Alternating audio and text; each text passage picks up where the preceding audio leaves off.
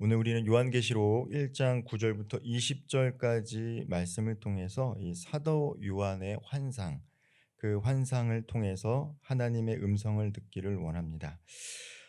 사도 요한은 이 강제 노역과 외로움 속에서 이 반모섬에 갇혀 있었습니다. 그때 환상 가운데 예수님께서 요한을 찾아오셨습니다.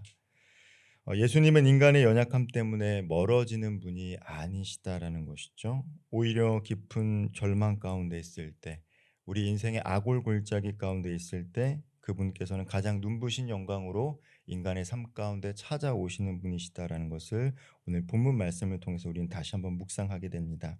그리고 이러한 사실은 우리가 단순히 성경을 지식적으로 알아가는 것을 넘어서서 이 고난의 한복판에서도 하나님과 함께 동행할 수 있다라는 확신을 우리들에게 주는 것이죠. 요한은 9절에서 자신을 형제요 예수의 환난과 나라와 참음에 동참한 자다라고 고백을 하고 있습니다. 이 사도라는 표현 대신에 형제라는 단어를 쓰고 있다라는 것이죠. 그 이유는 무엇입니까? 그 당시에 로마에 핍박받고 있는 많은 형제들과 함께 마음을 나누고 있는 것이죠. 아픔을 함께 공감하고 있는 표현입니다. 그는 지금 이 로마 제국의 탄압으로 예수 그리스도의 증인으로서의 삶을 살았다는 이유로 탄압받아서 반모섬에 유배되어 이 강제 노역을 하고 있었습니다. 그리고 고립되어 있는 상황 가운데 있었다라는 것이죠. 그런데 오늘 말씀을 보면요. 이 요한이 주의 날에 이 주의 날 주님의 날이라는 것이죠. 주일입니다. 주일. 주일이죠. 유대교가 그전까지는 이제 안식일을 지켰는데 이제 예수님께서 십자가에 달려 죽으시고 부활하신 날이 이 주의 날. 그래서 이제 주님의 날을 지켜서 이제 주일 예배를 드렸다라는 것이죠. 이 사도 요한은 주님의 날, 오늘날로 치면 이제 주일날 아마도 예배를 했던 것 같습니다. 하나님을 찬양했던 것 같아요. 고립된 반모섬 속에서도 주님을 만나기를 원했던 것 같습니다. 그때 어떠한 일들이 일어납니까? 성령에 사로잡힌 이 요한이 나팔 소리와 같은 큰 음성을 듣게 됩니다. 그리고 하늘 문이 열리는 장엄한 환상을 보게 되는 것이죠. 예배당이 아니었다라는 것입니다. 섬이었습니다. 고립된 섬이었고요. 찬양대도 없었습니다. 황무지 같은 곳이었습니다. 그럼에도 불구하고 그곳에서 하나님을 경험하게 되는 것이죠. 그리고 하나님의 계시를 받게 되는 것입니다. 오늘날 우리의 반모섬은 어디일까요? 요한에게는 이 고립되고 강제 노역을 했던 곳이 반모섬이라면 아마 우리 성도님들 삶 가운데는 어떤 환우들 가운데는 병상일 수도 있겠고요. 재정적인 어려움이 우리 성도님들이 처한 반모섬일 수도 있을 것입니다. 관계의 어려움이 그 자리가 될 수도 있습니다. 그러나 어떠한 자리에 있든 하나님을 예배하고 찬양하면 성령께서 그분들과 함께 하신다라는 것, 그리고 우리들과 함께 하신다라는 사실을 우리는 반드시 기억해야 할 것입니다. 이 고난이 끝나야 사명이 주어지는 것이 아니라는 것을 알 수 있습니다. 고난 중에 요한은 계시를 받았다라는 것을 알 수 있고요. 고난 가운데 우리의 사명은 더욱 분명해질 수 있다라는 거예요. 이것이 다 끝나면 하나님께서 연단을 받게 되면 사명을 받는 게 아니라 연단 받는 가운데 사명을 받을 수 있다라는 것이죠. 요한이 뒤돌아보자 일곱 금촛대 사이를 지나가는 인자 같은 일을 보게 됩니다.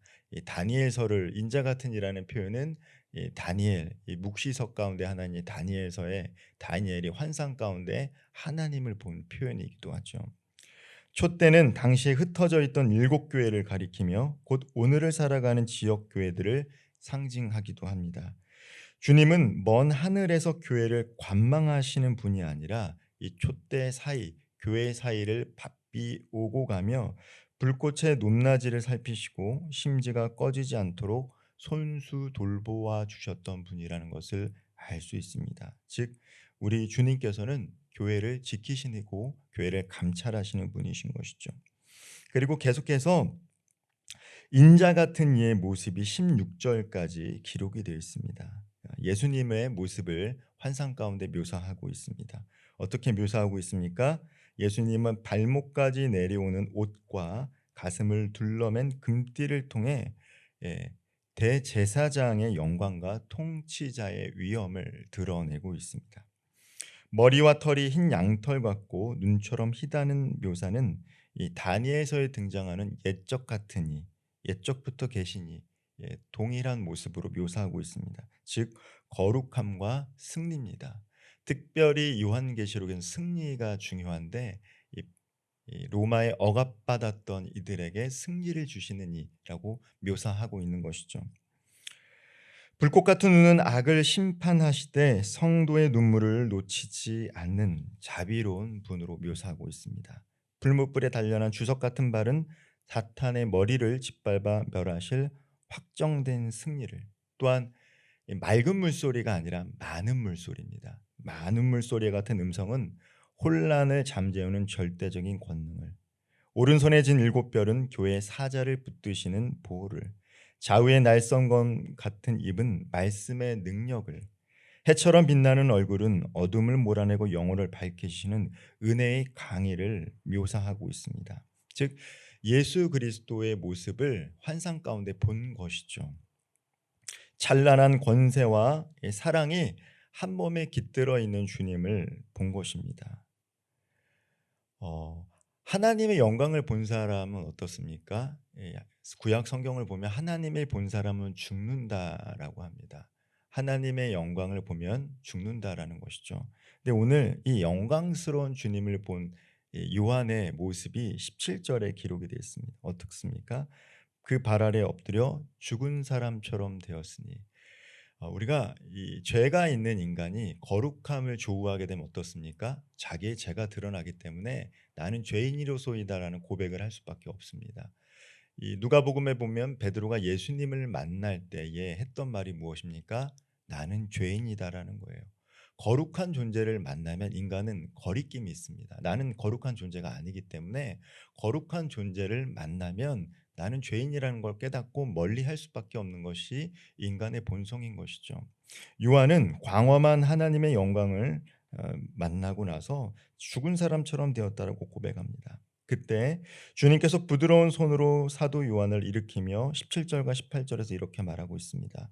두려워하지 말라. 나는 처음이요 마지막이니 곧 살아있는 자라. 내가 전에는 죽었노라. 이제 세세토록 살아있어 사망과 음부의 열쇠를 가졌노라라고 선포하고 있습니다.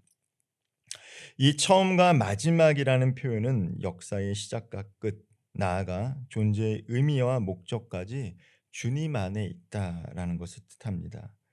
부활하신 그리스도께서 사망과 음부의 열쇠를 손에 쥐고 계시니 세상은 여전히 죽음으로 우리를 협박하지만 성도는 이미 죽음을 넘어선 승리한 사람들이다라는 것들을 말씀해 주고 있는 것입니다.